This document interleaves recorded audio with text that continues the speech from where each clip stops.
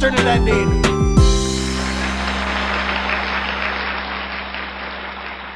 Hey, sir. How's it going?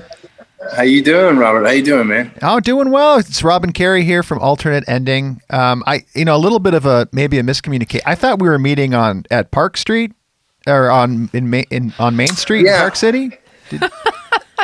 Aren't you all coming out this way? I missed my flight. Oh, shoot! This is awkward. Very now. awkward. This is awkward. Yeah.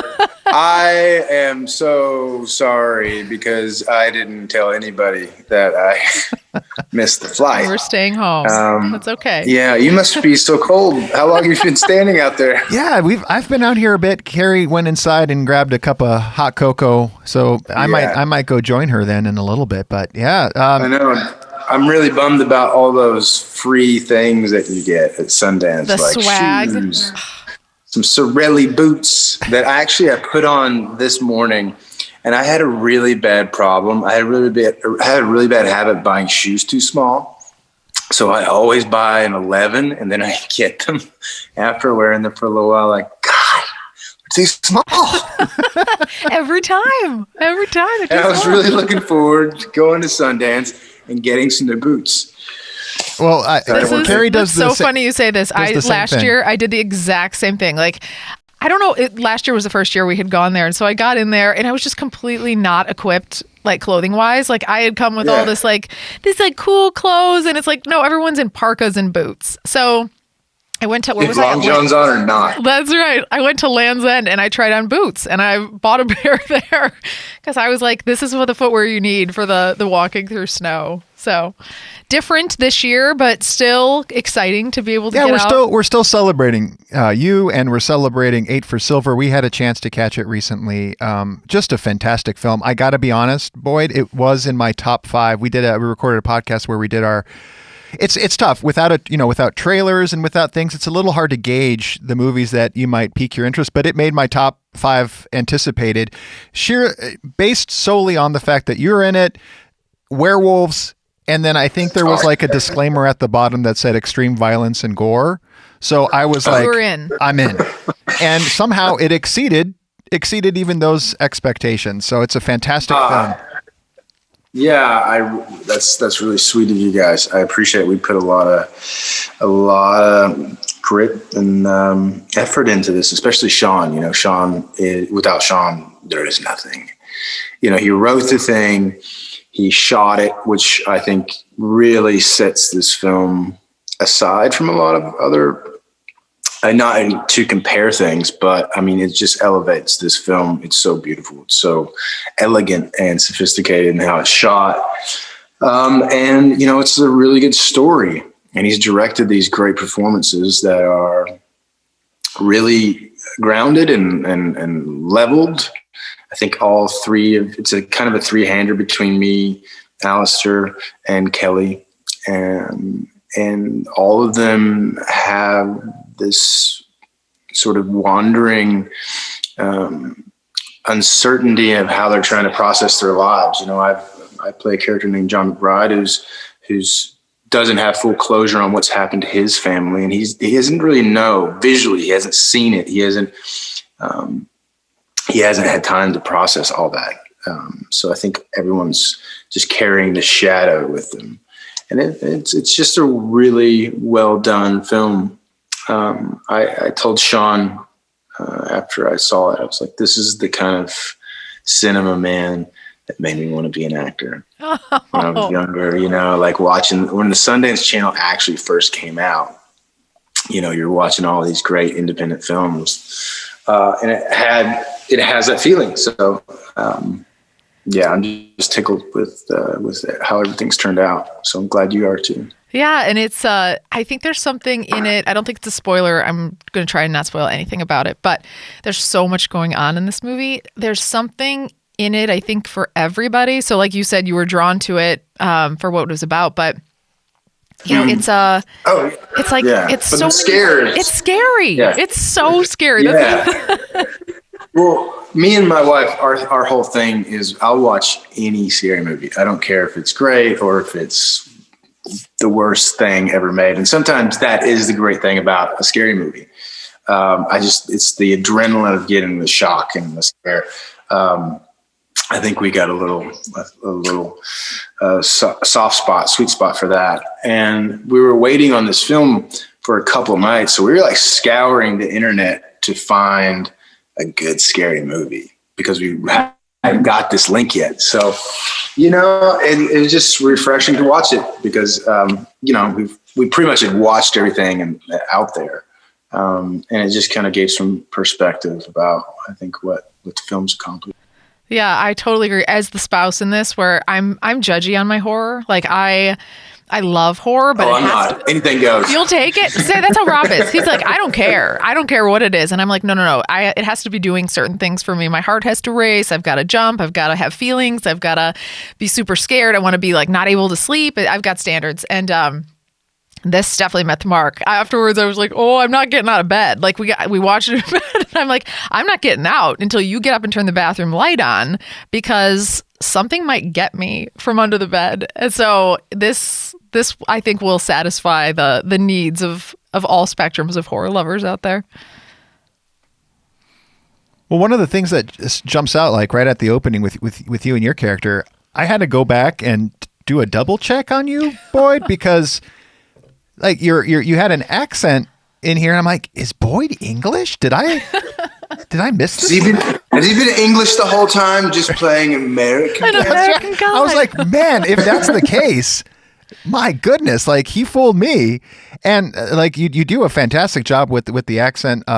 Obviously it takes place in the United Kingdom. I don't think it's like clear like exactly where in the countryside it is, but is that something you tapped into? I think you have a theatrical background. I think a lot of the your fellow actors there have the theatrical background. Did you tap into something like back from your old theater days to pull that out? Yeah, well, I grew up in Eastern Kentucky, so like Central Appalachia. So I did like a voice and speech program through a drama school. So I guess I have a deeper appreciation for voice and characters because I find myself tending to do characters that are specific in their voice because that for me is something to is kind of set in a pocket with, like how if you ever play music or just there's a certain rhythm and an emotional rhythm that you can kind of set in, and there's a really good boundary too, because the sounds are so specific. So that's something that drew me to it. Absolutely. And I found myself, I guess that's something I'm drawn towards. That's awesome. Yeah, we were really into it. I think it added to there's a whole atmosphere where this is one of those movies that's it's going to suck you in to the story. I mean, you're going to feel like you're there because of the way that I think it's shot and the way that it's set. It just feels like a world. It's very world building in and of itself. So I think how did you kind of come into that? Like how do you step into something that is so probably, I don't know, well, it was extremely intimidating, and that's, I guess, the high that I like to what I find that I like to get out of this is, it's a lot of preparation, and everything distills down to the first day of set, and there's no, redos, so you have to, you have to be pretty well prepared. So. I've played like Australian characters before and, from Brooklyn or wherever, even my region in Kentucky. And I found like early on that, wow, I'm going to have to stay in voice 24 hours a day for this because it was something foreign. And I think for me as an actor, I think that's what I really like to do is to do something foreign. Because you can become a little bit of an anthropologist per job. You can know a lot about a little in a short period of time. So for me, that was kind of crucial because I usually like to travel with my family. So and you're that obnoxious, pretentious actor that's constantly not breaking his voice. So, but it kind of had to for this one. Usually in previous roles, it wasn't as, I guess, all the time. Yeah. But just for this particular one, and it was everyone's. I play a character, John McBride, for those listening, and yeah, he's an educated guy. He's not, in a sort of an aristocratic blood or some sort of imperialist, but he is educated, so he's pretty much standard RP, and he's, but he's not, not. I guess working for the Queen, I guess you could say. So, there's a sort of ruggedness, but educated quality for him and his career as a pathologist. Speaking of ruggedness, I got to say, opening scene, the other thing that threw us was we had trouble recognizing you early on in the film. And we weren't sure if we should give credit. There was a debate. Yeah, there was a debate that happened. Rob thought that you have the best makeup designer. I thought maybe COVID and the pandemic and staying home with your family was hitting you hard over there. So you settled the debate. That was the worst hangover of my life. It was rough. Old today. Yeah, it was a long night. They had some incredible. We shot everything in France, so everything was pretty much either pulled out of, like, the costume designer was out of Paris, and that was a really cool, unique experience to go and go into this old fabric shop and costume design place there somewhere in the back alley of Paris and try on these things, and it really sets it in this world. And then the makeup design that I remember that morning, it was like probably good 3 or 4 hours of just that. But it's incredible. You get off camera, you can like chase your castmates around because you're still able and not feeble, which you are looking like. So it's I don't know. I'm kind of a goofball sometimes. So I like just to screw around. You have to have fun, I'm sure, while you're out there doing it. Like, especially when you're filming a movie like this, you probably have to have some levity there too. So, yeah. It's a good balance. Well, you mentioned the French countryside. This is a beautifully shot movie, and I don't know if when you're there, when you're doing the performances, did you get a sense that it would be as beautiful as it turned out? The cinematography on this, the way it's lit, it turned out magnificent. It's so atmospheric with the countryside. I don't know did you get a sense that it would turn out as good as it did when you were there in person? I try not to get that macro. Sometimes it's you can't help it. Especially when you see some of the footage that Sean is getting, it's definitely like, okay, I'm not going to worry about any of that stuff, because Sean is such an experienced filmmaker, and you can see and feel that, and how he can control tension right out from the gate. I think you mentioned it in the ruggedness, and in the film, it just pops just like right out of the gate, and then he can control that down and kind of shift you into it and build you up for another moment, which that's not easy to do. And when you kind of peek around the camera sometimes, just to see what they're getting, it's pretty reassuring. And also the dynamic that Sean can create. I don't know. I mean, we shot this basically about 30 or 20 minutes from where he lives. And so he would, wake up. Yeah, he would convenient, right? His kids were in the film. You can see them in the film. It's a real family affair, village affair. It takes a village. I think a village got eaten on this one as well. So it was a great experience. I think a lot of times, if you just listen to what the environment is like, it kind of gives you a tone and an internal pacing to see how things need to be performed or interact with, because you can just feel, this is not like a really live animated set that, it's just the tone is so specific on this film. So, the world and, just out in the vineyards, there's just this fog that is constantly there in the morning.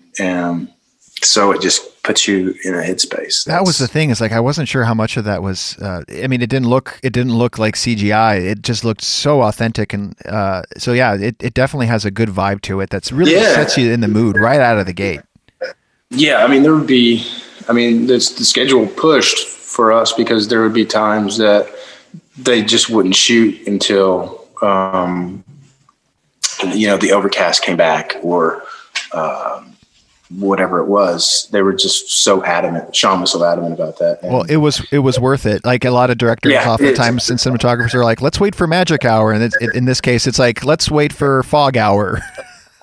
It's like, we missed it. Yeah, Gotta come back tomorrow. Maybe tomorrow. So how long did it take to film that? If you guys were doing it so in such a way, how long was it from beginning to end for shooting? I would say probably about 7 to 8 weeks.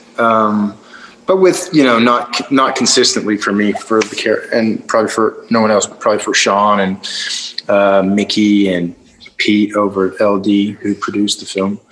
They were probably in the trenches, dusted on every day for 8 weeks. But we would come and go. I think we stayed there for about a good month and a week or so.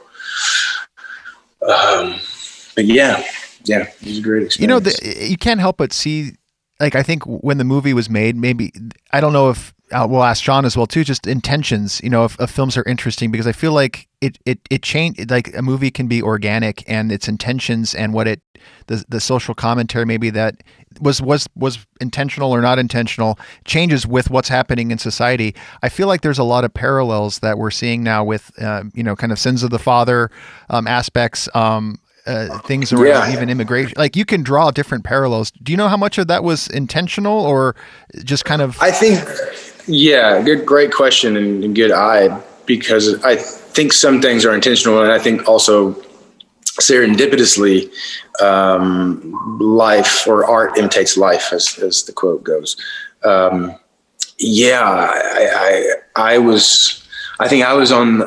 was like, God, that's a little rough on this, on these guys, don't you think?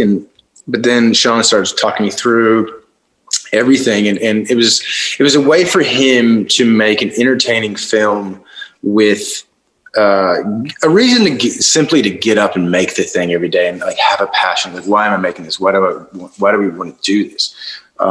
Because I feel like a lot of that can be lost in bigger budget films.